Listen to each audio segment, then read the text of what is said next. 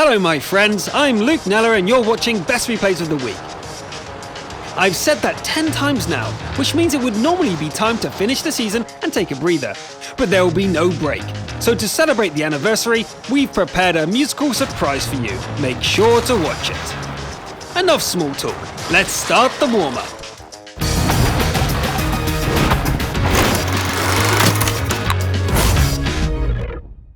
We start warming up on the highway. A platoon of 2 E-25s behave like an old married couple from the beginning. The tanks separate and get back together. They even have a fight. They don't seem interested in their team dying without getting any kills. They know that simple plans are the best. They drive into the heart of the enemy's lair, wait until the enemy can already taste the victory, and then take it away by capturing the base. The score is 0-13, but the lovers are victorious. This is so cute. And we move on. The warm-up continues in Himmelsdorf, where the amazing Trek circus has come to town. There are no tigers or lions, but the ISU 152 and the IS are going to put on a performance for the only remaining spectator, the T-3485. Let the show begin. In the first act, the ISU massively demonstrates how to not penetrate a soft target from 2 meters away. The audience is not impressed. But there's more. Take a look at the Benny Hill-style chase number.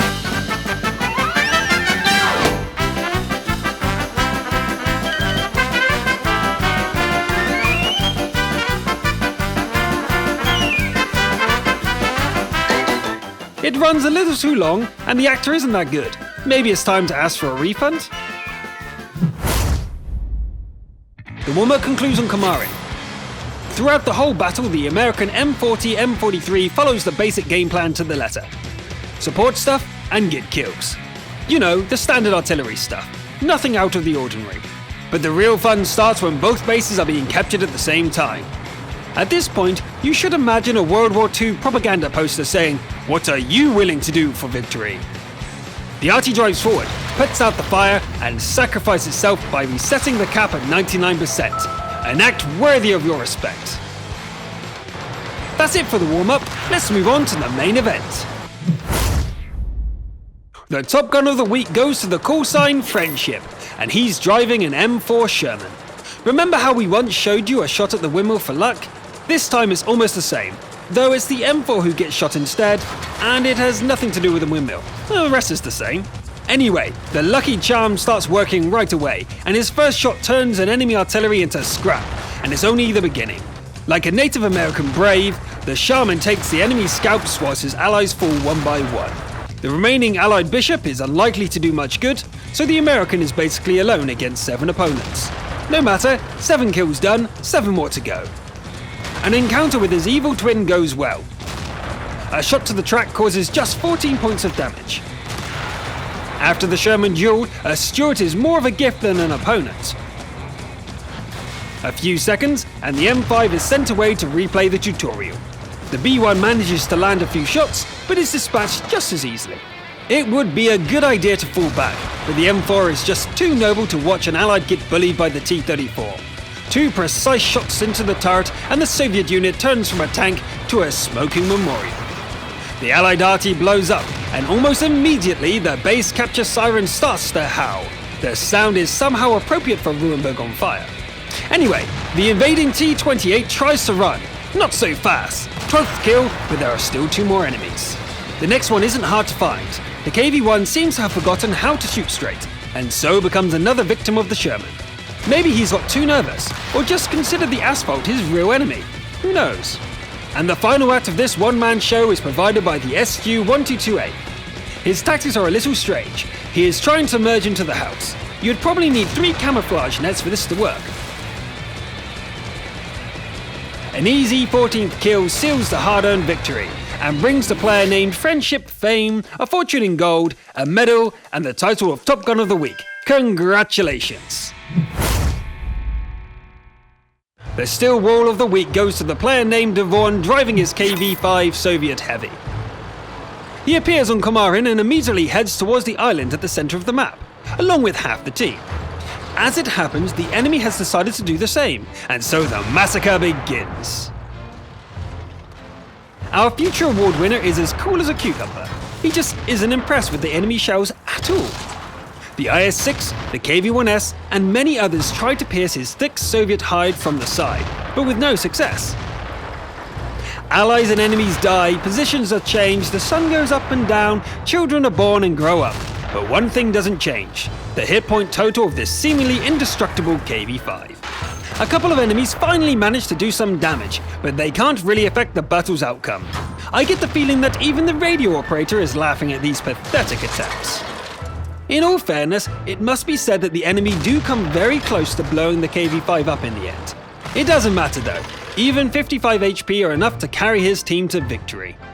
A pile of medals, more than 15,000 points of potential damage, and the well-deserved title of Steel Wall of the Week. Congratulations! For a Sniper of the Week, it has become a tradition to show you a hit parade of 3 great shots. For the first one, we'll travel to Westfield. By the end of the battle, the enemy SPG is alone, and decides to end it all by jumping off the bridge. The Waffenträger Auf Panzer IV notices the suicide attempts, and decides to give his enemy a proper Viking funeral. It looks like his marksmanship is perfect, without even needing to aim, and the falling enemy is turned into a spectacular flaming wreck in mid-air. A great shot and a memorable ending for the match. The silver medal in this category goes to another product of the German tank building industry, the Jagdpanzer E100. Are there people in this world who like cockroaches? There probably are, but the star of this video isn't one of them. A sneaky T-54 has vanished from sight and is starting to get on our tanker's nerves.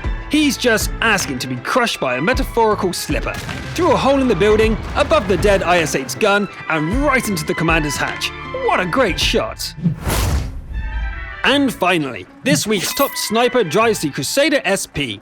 You know how you should avoid breaking things when you're trying to stay hidden? It seems like the enemy Su-100 has forgotten about it. A true sniper only needs a glimpse of his prey. The victim has been spotted, and the hunt is on. He follows the trail of broken buildings and fences. A bit to the right, and now a little to the left. And shoot! It's a hit! The Su-100 is sent to study the basics of stealth and safe driving, and the hunter becomes the best sniper of the week. Congratulations! This week's best defender goes by the call sign X331, and he's driving the Borsig. It's common on Westfield for the forces to clash in the village, and the Borsig heads there as well to help his team. At some point he starts to think that the emptiness on the other flank can't be a good thing.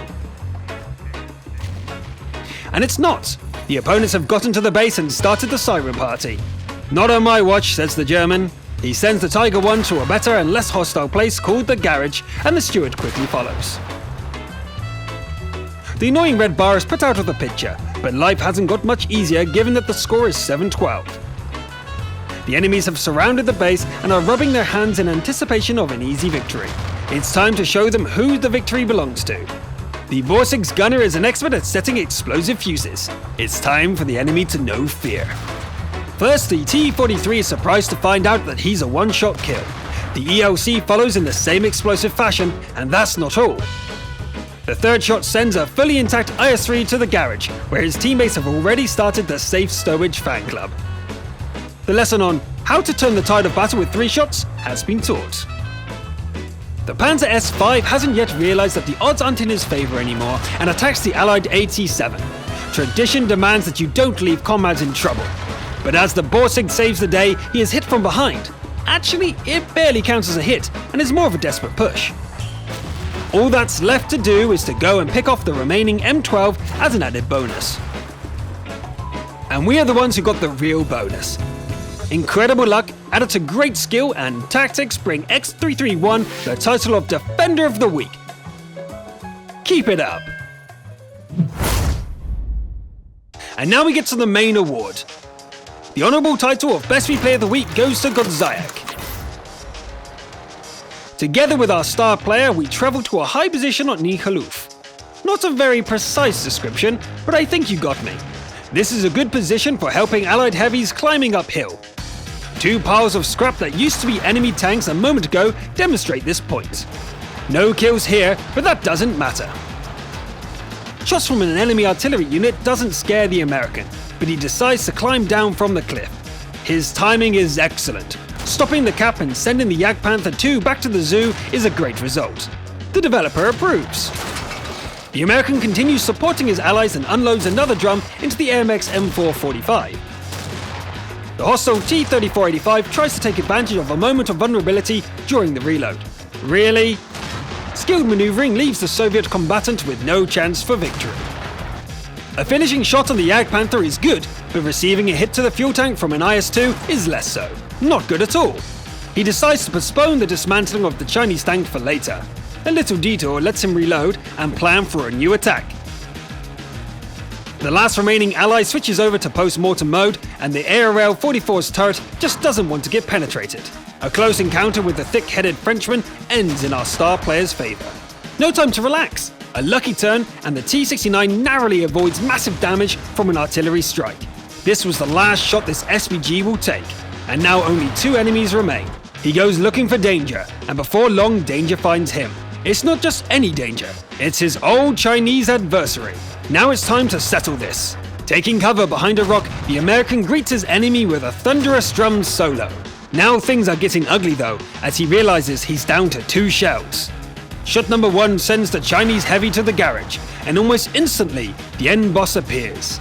The main villain of this battle, the IS-3. 1 shell, 1 enemy, 1 chance for victory. A steely-eyed look, careful aim, and yes! The shot named after Alexander Fadin brings a long-awaited victory.